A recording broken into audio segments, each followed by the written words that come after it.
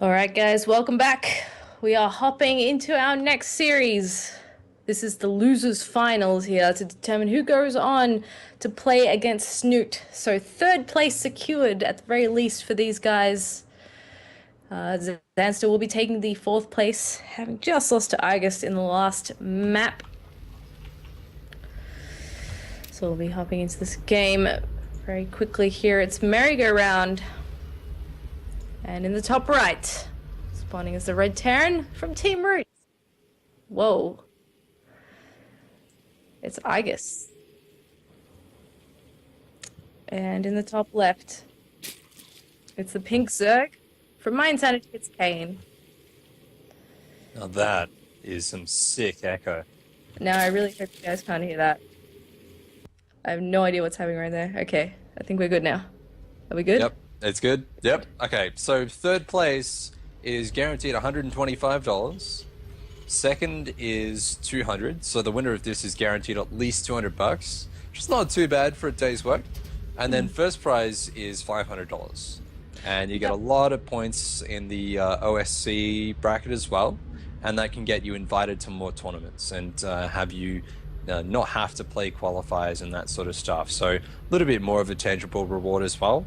Now, while the game is just getting underway and there's nothing too exciting going on, I do have to do a couple of shout outs as well.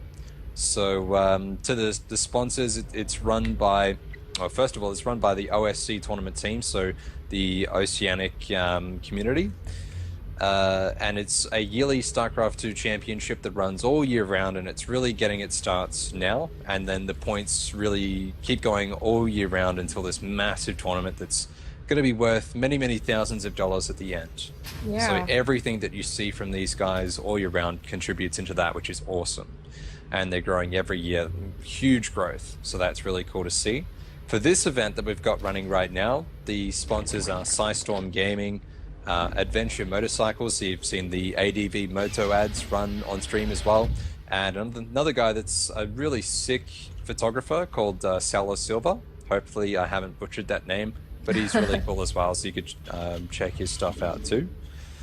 Also going over those, the ADV Moto guys offer a 1-year subscription for about $12, and that's if you're really into that sort of stuff and dirt biking and motocross.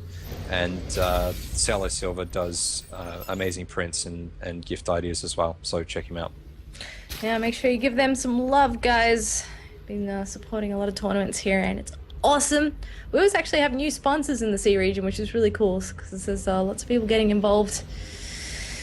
So yeah, here we are in the match that will determine who will move on here. Third place is $125, so they've secured a minimum of that much in this match. Fourth place gets 75, so that'll be what Zanster's taking home. And fifth and sixth place also get $50 each. Now this is actually in US dollars, so much more than you would get in Australian dollars at the moment, thank goodness. Oh yeah, things are looking down for that. I was really loving the days of being able to go onto eBay and get stuff from America super cheap, but those days are now gone now that we're only worth about 70% of that currency. Brutal. Which sucks, yeah. But going back to this game, this is a really cool build from Iaguz. He actually went for a gasless command center. He got a second refinery, waited about 2 supply more to get his next gas. So he's actually timed out his gas pretty much perfectly. So he gets 3 Marines, he starts his factory, and he immediately has enough gas for the reactor. So as soon as that's done, he'll be able to switch those over, get his Hellions out, move on to something like a starport, get Banshees. He has taken guys off gas on his second gas, so he's not going to be wanting to do a very fast armory as well. He's probably, yeah, just going to throw down that third command center and then look to tech from there. Yeah, he's been doing this build quite a bit actually. And interestingly as well, Kane, he went for a pull before his hatch, so we saw those first few lings poke up the front there. Didn't get anything done, they did actually have to go home. It's a bit of an interesting point that we don't always see in this matchup. Can be a little bit annoying, more so against CC first builds than anything else, but... Or even against Reapers. So if a Reaper's in your base and the Lings have run around and you haven't scouted them, then they can deny that CC for a little while, kill a couple of SCVs, just be super annoying, or your Rebastard come back and do the walk of shame. But Iaguz didn't go for that build. little bit surprised because Merry-Go-Round is one of the better maps in the pool to go Reapers, but Yeah. you know, this build just looks standard Iaguz stuff. Although, that being said, he's going for Hmm. some blue flame sneaky shenanigans here. Really cool because the barrier prevents the Overlord scout. The only way that Kane would ever really be able to scout this is if he factored in a fast Overlord speed into his build, which is something that he's not doing. Absolutely, and I guess it's certainly taken note of that, or I wouldn't be doing this build. That's for sure. And this is cool because this is something that you very rarely see Iaguz do. Well, at least in tournament Uh-oh. matches. I don't know if he practices it usually, but I'm guessing. Uh-oh. There's a Roach Warren, there's a Baneling Nest, and there's no third base. Yeah, you're right. He actually took the natural gas pretty early as well. Usually you don't see the Iaguz Zergs take that knows. for quite a bit. This is Yeah. so sick. Like, if there was a third down, Iaguz would have been able to make a lot of Blue Flame Hellions if he wanted to. But he scouted, there's no third, so I'm going to make mines just in case it's ridiculously fast meters. I'm going to get tanks just in case it's roaches. And he's going to have all the units that he needs in the world to be able to stop anything that Kane wants to do. This is just a really nice build. Really nice build from Iaguz. He's going to be prepared for anything.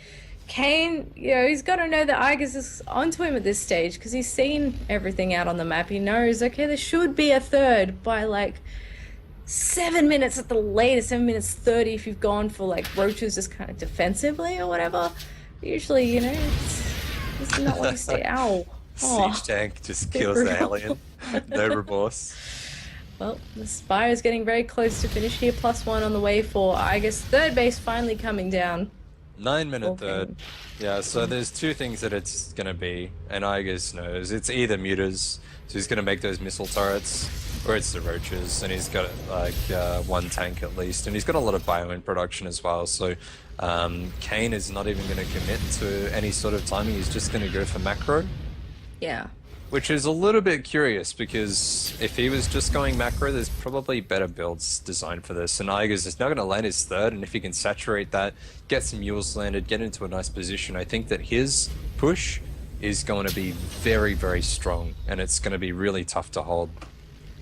Yeah, a little bit late on the creeping of that third base as well as Kane. Unfortunately, he's going to nibble away at it with some lings, but I don't think he'll get too much done as there is just enough units out here to deal with those pesky pinklings. And yeah, in the meantime, Max is just looking really good. He's getting his add-ons finished on his rack, so his production can really start to kick into gear. And no doubt, once that third base is Here finished. come the mutas. Oh, be careful, meters. Loses one. Oh, not a good trade. Actually, Iaguz really missed micro that. He could have killed 3 or 4 mutas, but he only got 1. There's 2 more in the red. He has to lift this base. He needs to actually pull SCVs to defend this. Wow, okay, this is Really not how I unfortunate. expected this to go, but there's a lot of Nice. Widow mines Nice there. hit. But the SCVs are exposed. He's going to be able to pick up quite a few of those. He does lose 1 meter in the process, but it's probably a worth trade. He's now pooping creep on the third, so it's going to be very tough for Iaguz to take that back. That creep takes so long to dissipate when you do finally clean up that Overlord. Really nice little attack there by Kane. Really Yeah. caught Iaguz with his pants down. Very Just not well a pretty done. sight, I can tell you that. From experience? Jeez. So we've got 14 workers killed here by Kane. That's like an entire, well, almost entire mineral saturation. So pretty good start to things. He's going to be hard pressed to find any more angles to attack with those mutas. Iaguz with the big supply block arena as well. He's only just now throwing rough. down the supply depots. His production hasn't been as crisp as it normally is. He's only just now starting to make another round of Marines. So everything is sort of falling apart at the seams. The one thing I think he really does have going for him, though, is the upgrade. So his +2 is going to finish earlier. He's going to have an upgrade lead, and he will have some Thors. So it's not too bad. I think the game is fairly evenly poised, but I'd give Kane a slight edge here. Yeah, he's looking alright. I guess does have the faster upgrades, so he's got that going for him, especially since, we had the Roach Warren in the beginning. He's not going to have the upgrades before the Terran is, as we have seen in some other cases. And, he's building up that Mutaflock. It's already 14 strong, still adding a few more. And those mutas are definitely a thorn in the side of Iaguz at times, especially when they're able Look to at that start picking mines. up yeah, start picking up the Medivacs. Gosh, that's actually a lot of mines. How many does he have? 14 mines. This is cool. And a Thor. Talk about Uh, overkill. I love it. That's awesome. yeah, well, no Zerg's going to be coming in here anytime soon. Well, He's got as much supply in the mines as he does in Marines, just to put that into context. wow, he totally does. Well, he's going to be really careful flying around with these mutas then. He doesn't want to accidentally go over 4 Widow Mines in the middle of the map. That's going to end quite badly for him.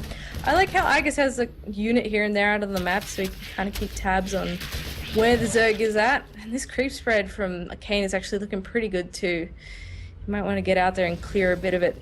Once There's so many mines, but there's really not a beefy army in the back to be able to clean up anything on the ground. So like the mines might get a good shot off, but there's just not enough left over to, I think, do a whole lot of damage. Look at Kane's macro. Like he's got It's insane. the fourth base up. He's mining gas from it. He's got so many banelings though. His money is so incredibly low at all times. He's been really on top of his injects. His queens have low energy. He's got that macro hat sharp and he's got his upgrades going as well. Big attack into the fourth though. Huge mine hit. Oh my god, all the banelings going down, but that was a lot of mines that went down as well. That was a fairly decent trade there from the Banes at the end there. Yeah, he took out a few Marines with the splash as well, which is not the greatest. Sometimes Widow Mines are actually a good Zerg unit as well. Here we go. All the banelings going to be crushing through. He doesn't want to have them connect too much with the mines. That was actually really nice by Kane to not just aim with his whole army and go in. He's going to lose quite a bit of that Thor. That's really not cost efficient. But at the end of the day, he cleans it up. He holds on to his fourth. This is probably the first time in a while we've seen a macro game against Iaguz where the Zerg was able to hold his fourth. Yeah, for sure. He's very persistent with that though. He might eventually get it. We saw how long it took him to get the fourth base in the last series there. Going to be dropping as well, really trying to set up and posture for a good engagement. Kane is so on point with this macro though, and his micro is sublime. I really love how he positions his army to mitigate a lot of the damage from those mines. Losing a little bit there on the Marauder, so that wasn't quite as good. The counterattack into the natural by his mutas is so annoying. He can almost one-shot those turrets now. Yeah, well at the very least he's forced him off the mineral line here for a little bit. He does have to retreat for the moment though, regroup. Still being a bit of a pest with these mines and 3 Marines. Okay, now he's going to come back out here. See if he can set up again, because that's really annoying. Oh, nice hits. Really annoying Very position nice. as a Zerg. Going actually for a counterattack towards the third, and this is perhaps one of Iaguz's weaknesses in his play. He tends to take a lot of damage from these. There's actually nothing in the bunker at the third, and he counterattacks the third. This will have to be lifted, but at the same time, Iaguz will be able to kill the fourth of Kane and then retreat and clean up most of these lings. If the mutas can kill this third base, that's going to be absolutely huge, but he's not going to do that. He's going to want to do some other damage somewhere. Kane has got he's trapped between a rock and a hard place with that Thor, though. That's actually killing a lot of mutas. That is a very nice trade for Iaguz going down there. He saves his base, he kills the fourth. Now Kane is on the defensive, he's on the back foot, and Iaguz is going to have 3-3 finishing up in about 2 minutes here. And Kane, even a drop in the main, really nice multitasking by Iaguz. Kane is look at that position. Quite behind. Yeah, very obnoxious. Kane will be behind in the upgrades for quite some time to come. It's going to be very hard for him to find the breathing room he needs to take to Hive and get 3-3 himself. Yeah, the other thing is that Kane at the moment only has 2 queens, so he's only got 2 injects rolling. CC's going to go down, but he's got another one just there to replace it. Could that one go down as well? If he gets this, Iaguz is really going to be in a lot of trouble. He's not going to be able to mine that much for very long. It does go down. Iaguz now needs to finish the game. He doesn't have the time to build another CC. He needs to just push through and do everything he can. Wow, really nice connection there. Yeah, he's got a good spread and he's got a lot of army here. There's still a fair amount of mutas, a lot of lings on the ground, a few banes as well. The spreads from Iaguz generally pretty good though. Here we go, he's already... Oh, the Thor's so good. So cost efficient there. The Thor's also screwing up a lot of the Link AI. They always prioritize the Thors instead of the rest of the units. Okay, now he does have a lot of banelings though. He has a lot of army supply. He has done it. I think he's crushed Iaguz's main force now. Iaguz does not have the 30, needs to resaturate. He cannot reproduce his army. It's all ogre now. Kane is just going to be able to crash through, and yeah, GG is There called, we but go. quite a close game, I think, in the end. Yeah, pretty cool. GT, well played. Kane, you'll take game number one. Second map will be Overgrowth